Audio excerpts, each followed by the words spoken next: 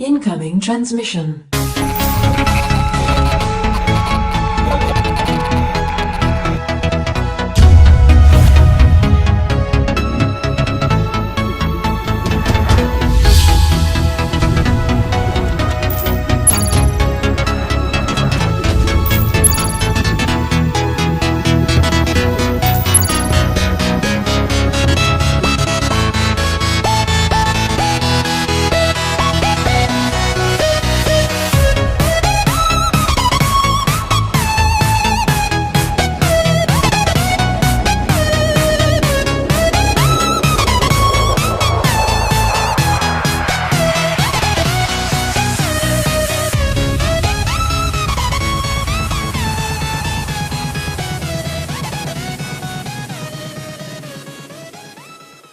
Welcome, watchers of Illusion, to my Castle of Confusion. It's another retro revival show, and here we are on the 11th of July. What have I got for you today?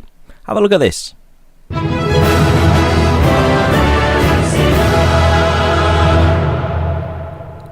Yes, it's a bit of a classic on the Amiga, everybody. Yes, it's Dynablaster, or Bomberman, as it's otherwise known these days.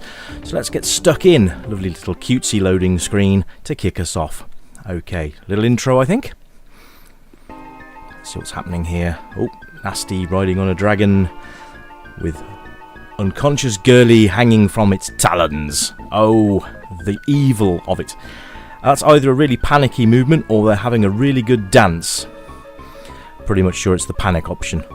So yeah, Dynablaster. I remember playing this on the Migmog quite a long time ago now, but it's one of those games that sticks in your head, and obviously if you're familiar with Bomberman, this is just, well, origins, really. What a great game. Here we go, round one.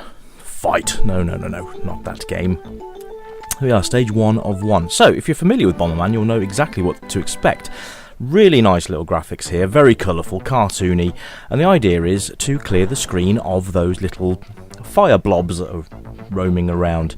Also, you can get pickups from blowing up the other blocks that are situated around the screen, which is quite cool. So you can get extended flame to make that explosion bigger. You can get extra bombs, so you can drop more than one bomb at a time. And basically, that's the idea. However, this game really opens up itself when you've got a multi-tap adapter and a few friends sitting around your Amiga, because what happens then? You go against each other in multiplayer style, and that's when the game really kicks off. I mean, the single player is great because at the end of the day you've got something to do, you've got a storyline, and that is the exit, by the way. The one thing you don't want to do is put a bomb on that, because if you happen to get that caught in an explosion, it spews out a load of bad guys, which you then have to deal with, and it can make the game a little bit harder. Now, if you die, you do lose your power-ups, so you've got to be careful of that.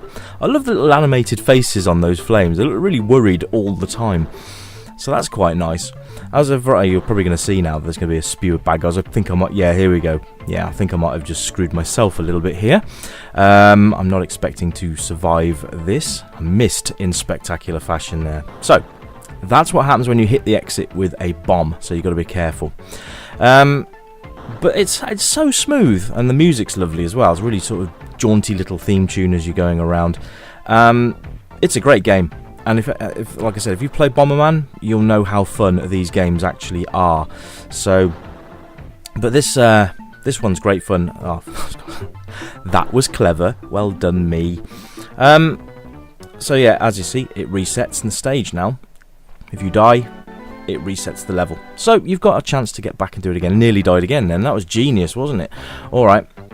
So the best way of doing this is to try and sort of trap them between a wall and your bomb, so they can't actually run away. That makes things a little bit easier. Oh, there you go. Just like that, in fact. That was a bit fluky. But yeah, that's how you do it. That's how I've...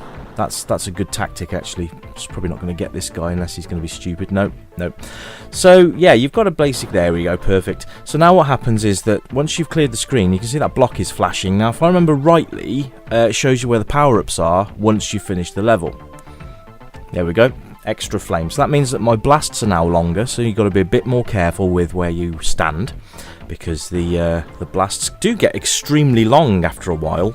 So once you've actually got a few of those power-ups, you've got to be careful where you stand, or else you just get blown to smithereens. And it's very easy to get distracted on this game, and suddenly you're in your blast radius, and then that's it. It's game over, because you have unfortunately blown yourself up. Not the best of tactics, but it does keep you on your toes.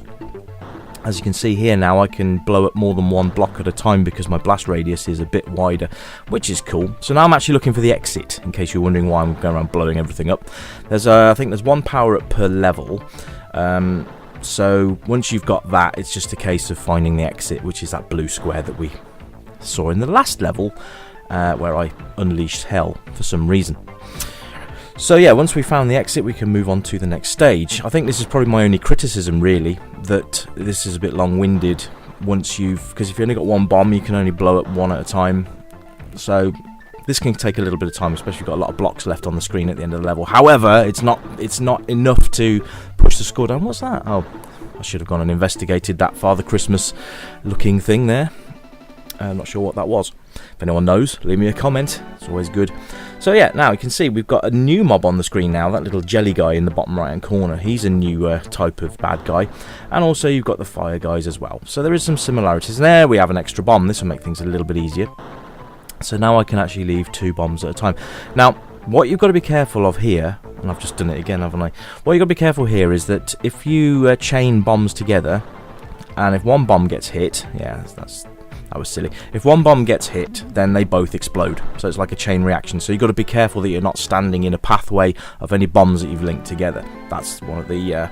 That's something just to keep you on your toes. I think it's nothing major, but you've really got to be careful about where you stand when you've chain linked bombs, because they do act as a catalyst for each other to spark off. It's like igniting a box of matches.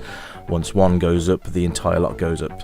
But yeah, I lost all my power-ups from the last round, so I've got to start again now with 1 bomb. There we go. Actually, I'm not sure. That blast radius seems quite big. Maybe you don't. I don't know. But I only had 1 bomb to start with, even though I'd got another one in that. So yeah, my blast radius seems to be the same. So maybe you lose the last power-up that you get. So you kind of... If you die once, you lose the 1 power-up. If you die again, you lose your next one along. So if that makes sense to you guys.